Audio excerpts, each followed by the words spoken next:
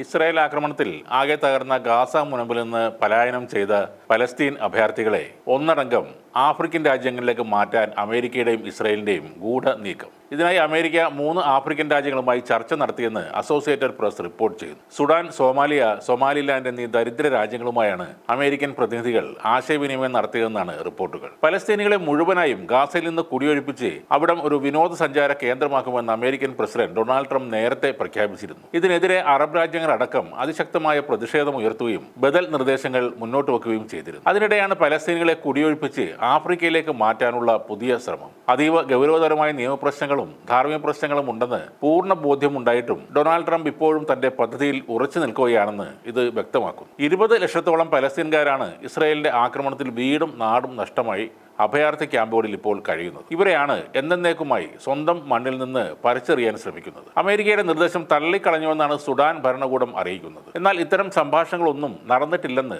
സൊമാലിയുടെയും സൊമാലിലാൻഡിന്റെയും അധികാരികൾ പറയുന്നു. ആഫ്രിക്കയിലെ ഏറ്റവും ദരിദ്രവും ഏറ്റവും അപകടം പിടിച്ചതും ആഭ്യന്തര യുദ്ധങ്ങൾ നിറഞ്ഞതുമായ സ്ഥലങ്ങളാണ് സുഡാനും സൊമാലിയയും. അതിൽ നിന്ന് ഭിന്നിച്ചുണ്ടായ സൊമാലിലാൻഡും സമാനമായ അവസ്ഥയിലാണുള്ളത്. 1 മാസം മുമ്പാണ് ഈ രാജ്യങ്ങളുമായി അമേരിക്കയും ഇസ്രായേലും രഹസ്യ സംഭാഷണങ്ങൾ ആരംഭിച്ചത്. വലിയ സാമ്പത്തിക സഹായവും സുരക്ഷാ സഹകരണവും നയതന്ത്ര പിന്തുണയും എല്ലാം വാഗ്ദാനം ചെയ്താണ് ഈ ദരിദ്ര രാജ്യങ്ങൾക്ക് മേൽ അമേരിക്ക സമ്മർദ്ദം ചെലുത്തുന്നത്. വൈറ്റ് ഹൗസോ ഇസ്രായേൽ പ്രധാനമന്ത്രിയുടെ ഓഫീസോ ഒഴിപ്പിക്കൽ ചർച്ചകളെ കുറിച്ച് പ്രതികരിക്കാൻ തയ്യാറായില്ല. എന്നാൽ ഇസ്രായേൽ ധനകാര്യമന്ത്രി സ്മോട്രിച്ച് ഈ ചർച്ചകളുടെ കാര്യം സ്ഥിരീകരിച്ചിട്ടുണ്ട്. പലസ്തീൻ ജനതയെ സ്വീകരിക്കാൻ തയ്യാറുള്ള രാജ്യങ്ങളുമായി ആശയവിനിമയം നടത്തി വരികയാണെന്നും അദ്ദേഹം പറഞ്ഞു. വളരെ വലിയ ഒരു കുടിയേറ്റ പദ്ധതി ഇസ്രായേൽ പ്രതിരോധ മന്ത്രാലയം തയ്യാറാക്കി വരികയാണെന്നും ബെസ്ലോവ് പറയുന്നുണ്ട്. പലസ്തീൻ ജനത സ്വമേധയാ കുടിയേറുമെന്നും അദ്ദേഹം അവകാശപ്പെടുന്നു. സ്വന്തം സ്ഥലത്ത് നിന്ന് ഇറക്കിവിടുമെന്ന പ്രഖ്യാപനം തന്നെ ക്രൂരതയാണ്. അപ്പോഴാണ് ലോകത്തിലെ ഏറ്റവും അപകടം പിടിച്ച രാജ്യങ്ങളിലേക്ക് തന്നെ ഇവരെ അയക്കാൻ ട്രംപ് ശ്രമിക്കുന്നത്. ആഭ്യന്തര യുദ്ധത്തിൽ തകർന്നു തരിപ്പണമായ സുഡാനിൽ ഇപ്പോൾ തന്നെ